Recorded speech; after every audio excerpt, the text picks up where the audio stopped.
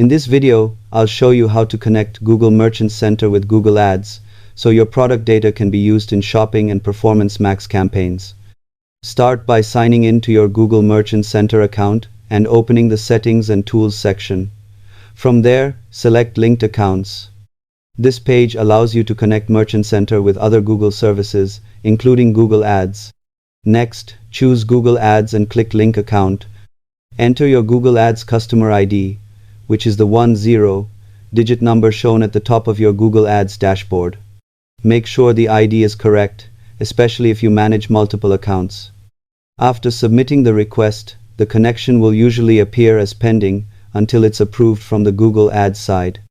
Log in to Google Ads, go to Tools and Settings, Linked Accounts, find the Merchant Center request, and approve it.